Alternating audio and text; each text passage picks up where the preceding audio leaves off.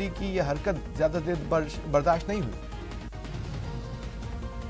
एक प्रशासनिक अधिकारी से पॉलिटिशियन बनने का आपका ये सफर कैसा रहा?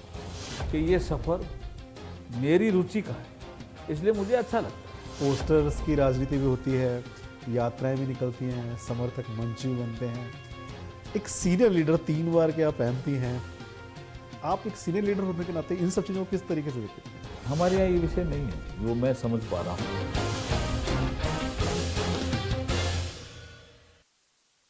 नमस्कार, आप देख रहे हैं न्यूज़ 18 राजस्थान। हमारे खास कार्यक्रम खास मुलाकात में आपका स्वागत है। हमारे साथ खास मेहमान हैं अर्जुन राम मेघवाल जी। मेघवाल जी केंद्र में मोदी सरकार में अभी संसदीय मामलात के राज्य मंत्री हैं। पिछली बार की मोदी सरकार जो थी उसमें ये चीफ विप और जल संसाधन विभाग के राज्य मंत्री थे। 3 बार के सांसद रहे हैं और बीकानेर से चुने जाते हैं। मेघवाल जी, आपका हमारे कार्यक्रम में बहुत बहुत स्वागत है। धन्यवाद अमित जी, आपका भी धन्यवाद। मंत्री जी, आप प्रशासनिक अधिकारी रहे हैं और वहाँ से आप पॉलिटिशियन बने हैं, तो प्रशासनिक अधिकारी से पॉलिटिशियन बनने का आपका ये सफ़र कैसा रहा? ये प्रश्न आपने काफ़ी कॉम्प्लिकेटेड पूछ लिया, लेकिन फिर भी देखिए, प्रशासनिक अधिकारी में जो नीतियां होती है उसको इम्प्लीमेंट करने का काम होता है, और जब वो जनप्रतिनिधि बन जाता है तो उसका कैनवास बड़ा हो जाता है और पॉलिसी बनाने में योगदान देता है। और पॉलिसी बनाने में योगदान देने की जो बात थी वो मेरे मन में थी कहीं न कहीं, इसलिए मेरी मन की इच्छा के अनुरूप भी ये काम हुआ और पार्टी ने मौका दिया। 2009, 2014, 2019 तीनों बार बीकानेर संसदीय क्षेत्र से बीकानेर की जनता ने मुझे चुना और लोकसभा में भेजा, और मेरे अनुभव के आधार में कह सकता हूं कि ये सफ़र मेरी रुचि का है, इसलिए मुझे अच्छा लगता है और मैं डिलीवर भी अच्छा कर पा रहा हूं, इसलिए क्योंकि रुचि का सब्जेक्ट है। तो अब आप जो राजस्थान राज्य है उसका नेतृत्व केंद्र सरकार में करते हैं। राजस्थान राज्य के बारे में, वहाँ का एक प्रतिनिधि होने के रोल में आपका राजस्थान को लेकर क्या प्राथमिकताएं हैं? देखिए, राजस्थान का विकास होना चाहिए, ये हमारी प्राथमिकता है। और प्रधानमंत्री मोदी जी सबका साथ सबका विकास ये खाली नारा नहीं है। आप देखिए, जो उन्होंने आकांक्षी जिलों की योजना बनाई है 115 जो एस्पिरेशनल डिस्ट्रिक्ट हैं, उन्होंने कहा भी ये जिले भी विकसित होना चाहते हैं, आकांक्षा है उनमें ऐसी जगह वो जिले हैं जहां उनकी सरकारें नहीं है, बीजेपी की सरकारें नहीं है, लेकिन वहां बजट अधिक दे रहे हैं। इसका मतलब क्या है कि वो भेद करते ही नहीं है। राज्य का विकास हो या जो भी प्रॉब्लम आती है उसको हम हल करते हैं। हाँ, ये थोड़ा दुर्भाग्यपूर्ण स्थिति होगी कि यहाँ राजस्थान के कुछ ऐसे कुछ मंत्री कुछ ऐसी रोज ही बात करते हैं, ये इसमें फर्क हो गया। ऑक्सीजन प्लांट हमने कोई भेद किया है क्या? जब आपका कोविड सेकंड वेव आया, सब राज्यों में दिए, यहां भी दिए। कई तो मुझे ऐसे ध्यान है कि जो पब्लिक सेक्टर इंटरप्राइजेज पीएसयू, उस समय में हैवी इंडस्ट्री देखता था, हमने मंजूर किए और इन्होंने कहा हमने लगाए। तो ये नहीं होना चाहिए। देखिए, मैं जहां तक समझ पा रहा हूं, वर्तमान मोदी जी की गवर्नमेंट के समय किसी भी राज्य के साथ कोई भेदभाव किया ही नहीं जाता है। पैरामीटर तय है, कितनी राशि आनी। अभी जिस कोयले का संकट आया तो हमारे जो बीकानेर से ही आते हैं बीडी कलाजी कोल मंत्री, मैंने मिलवाया ना उनको, कोयला मंत्री से मिलवाया, सबसे मिलवाया जहां जरूरत थी। ठीक है, ये मैनेजमेंट उनको करना चाहिए था कि बरसात का हमको पता ही था भाई बरसात आने वाली है, कोल जो माइनिंग है उसमें पानी भर जाता है, तो ये तो एक कंटीजेंसी प्लान बनना था। लेकिन हमेशा ही आप केंद्र सरकार पे आरोप मढ़ते रहना, ये ठीक स्थिति नहीं है। राज्यों में जहां विकास ज्यादा हो रहा है वहां कोऑर्डिनेशन ज्यादा होता है, और मोदी जी कोई भेद नहीं करते, ये आपको मैं स्पष्ट कह रहा हूं। हाँ, ये हमने देखा है कि अभी खासतौर से कोविड टाइम में ये भी बात सही है कि जो यहाँ कांग्रेस है, जो सत्ता पक्ष है, ये कहता है कि 25 के 25 सांसद लगातार 2 बार से बीजेपी और बीजेपी समर्थित ही हैं। लेकिन कोविड टाइम के अलावा उनका जैसे ईस्टर कैनाल प्रोजेक्ट, मतलब बहुत सारी चीज़ें हैं उनके बारे में वो कहते हैं कि राजस्थान का जो रिप्रेजेंटेशन है वो ढंग से नहीं रख पाते हैं। 25 सांसद होने के बावजूद राजस्थान को हक नहीं मिल पाता, तो क्या उनके आरोप सही है? नहीं, उन आरोपों में कहीं कोई दम ही नहीं है जी। मैं ही क्या कह रहा हूँ, ये PMGSY की रोड मिली, ये किसके कहने से मिली जी? MP उसमें मेंबर होता है, चेयरमैन, मेंबर ही नहीं है, चेयरमैन होता है जिले में, वो रोडें तय करता है। इतनी रोडों का हम जिले में प्लान बना रहे हैं। बजट नितिन गडकरी जी देते हैं, central road fund, central road infrastructure fund, ये कौन ला रहा है पैसा? MP ला रहे हैं। ये मेडिकल कॉलेज बन रहे हैं, हाँ ठीक है, आप शिलान्यास कर रहे हो, इंप्लीमेंटिंग एजेंसी स्टेट गवर्नमेंट है इसलिए आप, लेकिन मोदी जी का आने से पहले कितने मेडिकल कॉलेज थे जी देश में? मेडिकल कॉलेज की पॉलिसी किसने बनाई, ये मुद्दा है। मोदी जी ने आते ही सोचा कि ये हमारा ग्रे एरिया है, जब तक मेडिकल कॉलेज में डॉक्टर पैदा नहीं होंगे, डॉक्टर गांव में जाएंगे कहां से, इसलिए मेडिकल कॉलेज बनाओ। लेकिन ये क्या कहते हैं, हमने मेडिकल कॉलेज बनाए। भाई स्कीम कौन लाया, स्कीम कौन लाया? और कोई भी स्कीम हो, चाहे उसमें MP का योगदान तो होता ही होता है। आप जिले में ले लीजिए, आप सेंटर में ले लीजिए, कहीं कोई बात अटकती है तो वो MP जाकर के कंसर्निंग मंत्री को कहता है कि भाई मेरे क्षेत्र में साइंस सिटी अटकी हुई है, साइंस सेंटर ये दीजिए।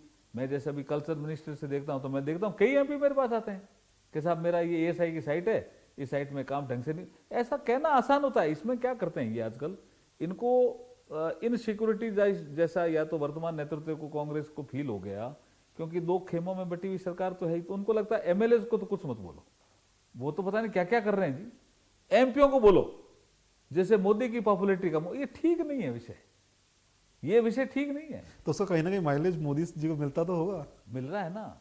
आप देखिए, जब से गुजरात में थे तब से लेकर के कितनी आलोचना झेली है जी प्रधानमंत्री मोदी जी ने, उफ ही नहीं की। काम करते हैं, ये कर्म योगी हैं, कर्मशीलता में विश्वास करते हैं। एक हमारे बीकानेर में एक्सपोर्ट की वर्कशॉप थी, तो कुछ बिजनेसमैन ऐसा कहने लगे भी एक्सपोर्टर्स को क्या दिया। मुझे तो हैरानी हुई जब जॉइंट डायरेक्टर DGFT ने कहा कि पिछले 7 सालों में 1,75,000 करोड़, करीब 1.5 लाख करोड़ रुपया एक्सपोर्टर्स को इंसेंटिव के रूप में मोदी सरकार ने दिया। अब ये आंकड़ा कम नहीं है। तो ये ऐसी ऐसी चीजें जब पता चलता है कि कोई सेक्टर हो।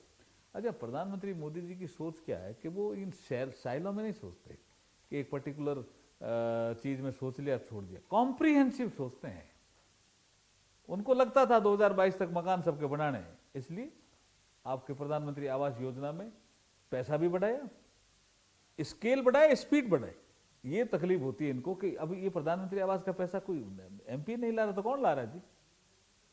पंडित दीनदयाल उपाध्याय ग्राम ज्योति योजना का घर घर कनेक्शन लग रहे हैं तो उसका पैसा MP नहीं ला रहा तो कौन ला रहा है जी? हर घर में नल से जल में पैसा आना है, MP नहीं ला रहा तो कौन ला रहा है? आरोप लगाना बहुत आसान है जी।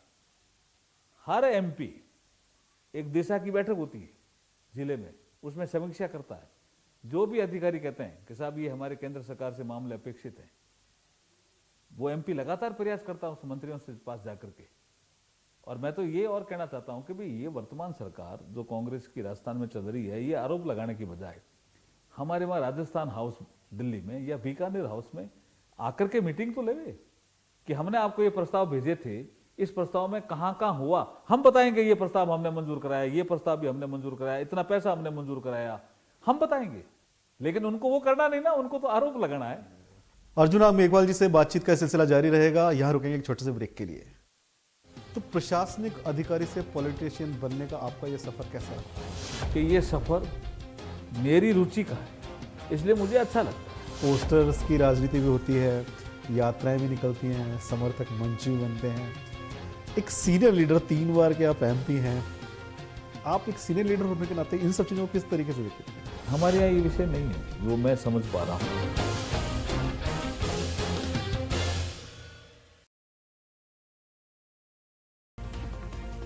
सोशल मीडिया पर एक गुस्सैल भेड़ का वीडियो तेजी से वायरल हो रहा है। ये वीडियो ऑस्ट्रेलिया का है, जहां एक भेड़ अपने बाड़े में टब पर गुस्सा उतारती नजर आई।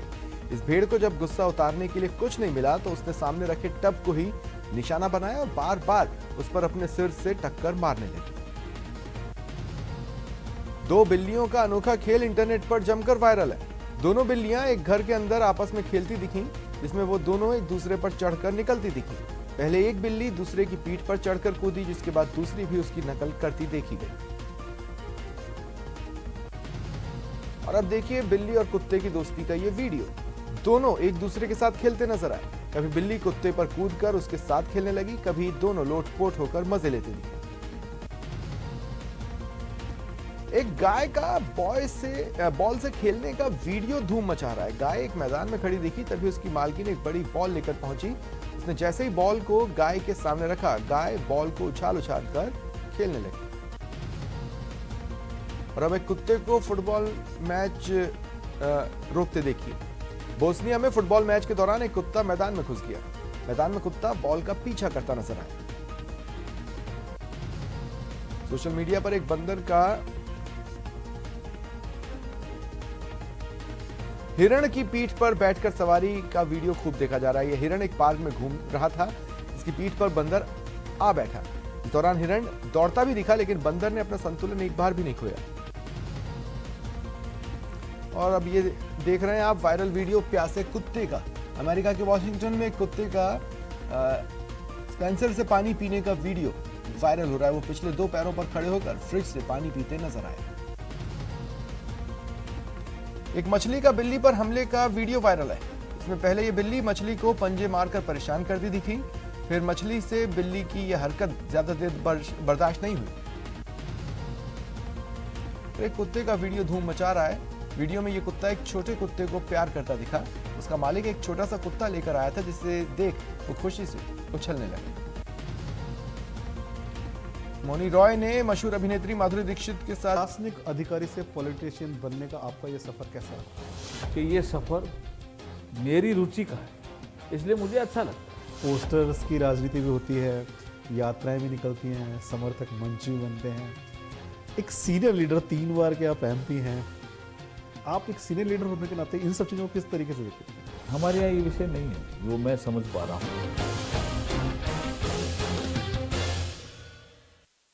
ब्रेक के बाद आप सभी का एक बार फिर से स्वागत है। हम इस खास मुलाकात में बात कर रहे हैं अर्जुन राम मेघवाल जी से।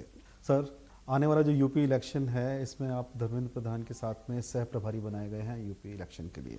इससे पहले आप पुदुचेरी में भी आपके हाथ में कमान थी, और जहां पर आपने अपने अलायंस के साथ में सरकार, सेकंड लार्जेस्ट पार्टी बीजेपी आप बनाने में कामयाब रहे थे। यूपी को लेकर के आप कितने कॉन्फिडेंट हैं?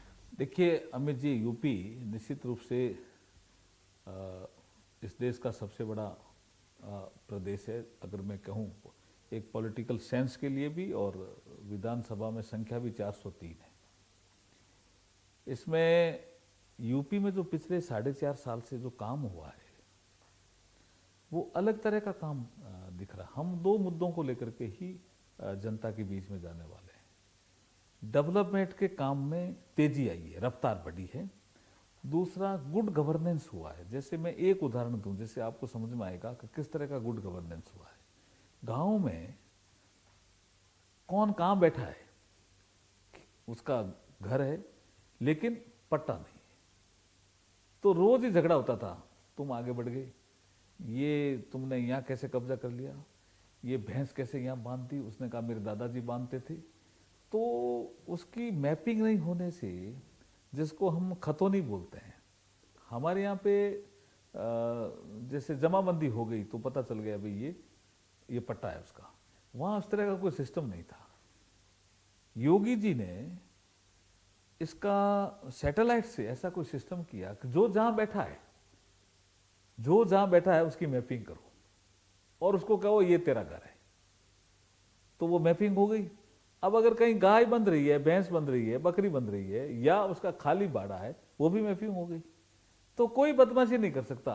कितने ही जो डिस्प्यूट थे, मारपीट हो जाती थी, भाई भाई लड़ लेते थे, पड़ोसी लड़ लेते थे, वो सारे झगड़े खत्म हो गए। तो ये जो काम, इस तरह के कई काम गिना सकता हूं मैं जो योगी गवर्नमेंट ने तेजी से किए। जिसका जैसा पीएम आवास है, पीएम आवास पहले सरकार दूसरी थी तो उन्होंने कहा मोदी जी पॉपुलर होंगे तो पीएम आवास को हम क्यों तेजी से लाएं।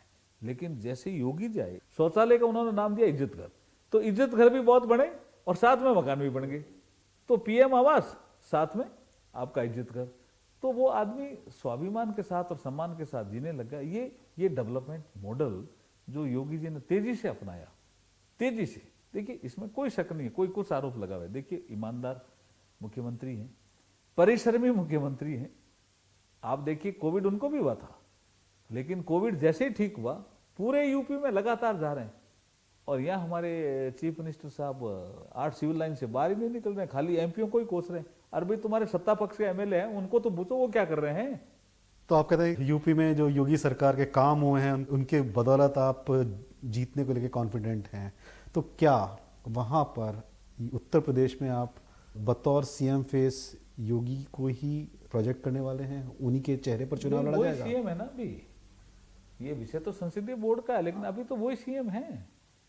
तो आने वाला चुनाव भी उन्हीं अभी हमारा नेतृत्व वही कर रहे हैं, कोई ऐसा विषय है ही नहीं। अभी देखिए धर्मेंद्र प्रधान जी ने अभी एक पहली बैठक ली थी, तब भी उन्होंने स्पष्ट किया, वहां भी मीडिया ने इस सवाल को उठाया, बोला हमारे सीएम यही है ना, हम चुनाव में चले गए, हम हमारा मैनिफेस्टो बनाएंगे, हमारी रुचि उसमें है कि हम जो डेवलपमेंट के काम तेजी से हो रहे हैं उनमें और कैसे तेजी लाएं, जो काम छूट गए हैं उनको कैसे जोड़ करके डेवलपमेंट और गुड गवर्नेंस में आगे लाएं, ये हमारा एजेंडा रहेगा। और निश्चित रूप से जो आपको लग रहा है, आप देखिए कभी बनारस पहले गए होंगे 7 साल पहले, अब बनारस को देखिए, अयोध्या पहले गए होंगे, अब अयोध्या को देखिए, ऐसे ऐसे सेंटर डेवलप हो रहे हैं, रोजगार के अवसर क्रिएट हो रहे हैं। ये कोविड के बाद जो लेबर यूपी आई थी ना, वो काफी लेबर यूपी में रह गई कि साहब ये तो चेंजेज है, क्योंकि लॉ एंड ऑर्डर सुधर गया, माफिया कहीं दूर चले गए या माफिया खत्म हो गया, ऐसा डर बैठ गया माफिया में, तो शांति हो गई, तो लोग काम करने क्यों। यूपी में ये संसाधन तो ऑलरेडी है ना, पानी है, गंगा जी चल रही है, यमुना जी चल रही है, और नदियां भी चल रही है, और डेवलपमेंट का इंफ्रास्ट्रक्चर भी है। लेकिन ये जो चीजें होती थी ना कि ये पर्टिकुलर पार्टी के लोगों का ही काम होगा, कोई लॉ एंड ऑर्डर का कोई ध्यान नहीं रखेगा, माफिया, बाहुबली, भूमाफिया, ये रंगदारी, ये चीजें कम आते ही यूपी की जनता को लगा यार ये चीजें तो बहुत, ये योगी जी ने ठीक कर दी। तो आप आश्वस्त हैं कि चुनाव फिर से पूरी जीतेंगे? तरह से आश्वस्त हैं जी। तो 403 सीटें हैं यूपी की विधानसभा में और अभी 300 प्लस आपके पास में हैं। अखिलेश यादव बोल रहे हैं 400 सीटें जीतेंगे वो। आपने कुछ ऐसा आंकड़ा तय किया है कि हाँ हम इतनी सीट लेकर के आएंगे? हम तो जनता के बीच में जाकर के उनका आशीर्वाद लेंगे। अखिलेश जी, मैं तो लोकसभा में भी उनको देखता हूँ, बहुत सी बातों पे वो उतने सीरियस ही नहीं रहते हैं। आप देखिए योगी जी ने जिस तरह से काम किया है, ठीक है अखिलेश जी वहाँ मेजर प्लेयर है, इसमें कोई शक नहीं है, मायावती भी है, आपका AIMIM ओबीसी भी वहाँ पहुँच गए हैं। लेकिन जितना हम लोगों का एक संगठन की जो मजबूती है, हमारा बूथ लेवल वर्कर, हमारा पन्ना प्रमुख, हमारा क्षेत्रीय अध्यक्ष, जिस तरह का हमारा जिला अध्यक्ष, जिस हमारा मंडल अध्यक्ष, जो हमारी रचना है ना, वो किसी पार्टी की नहीं है। नीचे तक हमने हमारे संगठन को खड़ा कर दिया, और जो काम किया है योगी जी ने और मोदी जी की जो नीतियां हैं, जिसका इंप्लीमेंटेशन यूपी में हुआ, वो धरातल पे दिख रहा है लोगों को। जब दिख रहा है तो कह रहे हैं भाई नहीं शासन तो ठीक है। तो हमने, जैसे पहले मैंने कहा, हम डेवलपमेंट और गुड गवर्नेंस, ये 2 मुद्दों को लेकर के जनता के बीच में जाएंगे। राष्ट्रीय स्तर पे प्रधानमंत्री मोदी जी का नेतृत्व है, उन्होंने इंप्लीमेंट जो योगी जी ने योजनाएं की है उसको लेकर के जाएंगे, और मुझे पूरा विश्वास है जनता आशीर्वाद देगी। इन सबके बीच में एक बहुत महत्वपूर्ण मुद्दा है जिसको हम इग्नोर नहीं कर सकते, वो किसान आंदोलन। यूपी में खास तौर से पश्चिमी यूपी और जो जाट बाहुल्य क्षेत्र है, वहाँ पर इस आंदोलन का असर होना या नहीं होना कितना मानते हैं आप? नहीं, किसान आंदोलन को हम भी कभी इग्नोर नहीं किया। हमने हमेशा ये कहा है कि हम वार्ता के लिए तैयार हैं। अब पर्टिकुलरली यूपी की बात करें तो 2 पॉकेट हैं जहाँ ये किसान आंदोलन, एक तो तराई का क्षेत्र है जिसको हम, हमारे इस ब्रज क्षेत्र में एक पीलीभीत लोकसभा आती है, उसमें जो सिख कम्युनिटी रहती है वो इस आंदोलन से काफ़ी जुड़ी हुई है।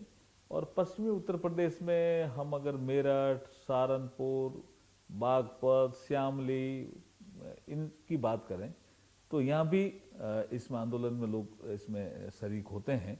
और इधर मैं बात करूँ ब्रज में तो कुछ आगरा, मथुरा और अलीगढ़, यहाँ के कुछ पर्टिकुलर एक कम्युनिटी के लोग इसमें इन्वॉल्व होते हैं। लेकिन जब हम धरातल पे जाके बात करते हैं तो वो ये हमारे साथ इस बातचीत में मानते हैं कि कानून तो अच्छे हैं, लेकिन हमारे अब राकेश टिकैत जी ने ये पकड़ लिया अब देखिए ये चीज उनके भी ध्यान में है कि भानु प्रताप कमेटी कब बनी थी, हमारे पीरियड में नहीं बनी, 89 में। तब से एग्रीकल्चर में रिफॉर्म होना चाहिए ये बात चल रही है। ये रिफॉर्म मोदी जी ने किया और उसके बाद किसानों के डीबीटी के माध्यम से जब पैसा जाना डायरेक्ट लगा तो किसान भी खुश है। उन्होंने कहा नहीं बात तो ठीक कह रहे हैं, एमएसपी भी लगातार बढ़ रही है और डीबीटी के माध्यम से हमें पैसा भी मिल रहा है, तो गलत क्या है। हमने कोई ये तो कहा ही नहीं है मंडी बंद हो जाएगी, हमने कहा मंडियों के साथ साथ एक ऑप्शन और है, लेकिन मंडियां बंद हो जाएगी। झूठ का प्रचार चल रहा है ना। चुनाव में हम निश्चित रूप से जनता के बीच में जाकर के, हाँ चैलेंज है, इसमें कोई शक नहीं है, क्योंकि जो मिस इन्फॉर्मेशन कैंपेन होता है, नेगेटिविटी कई बार फैल जाती है, लेकिन निश्चित रूप से हम दूर करेंगे। बातचीत का सिलसिला जारी रहेगा, यहाँ रुकेंगे एक छोटे से ब्रेक के लिए। तो प्रशासनिक अधिकारी से पॉलिटिशियन बनने का आपका ये सफर कैसा है? कि ये सफर मेरी रुचि का है, इसलिए मुझे अच्छा लगता है। पोस्टर्स की राजनीति भी होती है, यात्राएं भी निकलती हैं, समर्थक मंच भी बनते हैं। एक सीनियर लीडर, 3 बार के आप एमपी हैं, आप एक सीनियर लीडर होने के नाते इन सब चीज़ों को किस तरीके से देखते हैं? हमारे यहाँ ये विषय नहीं है जो मैं समझ पा रहा हूँ।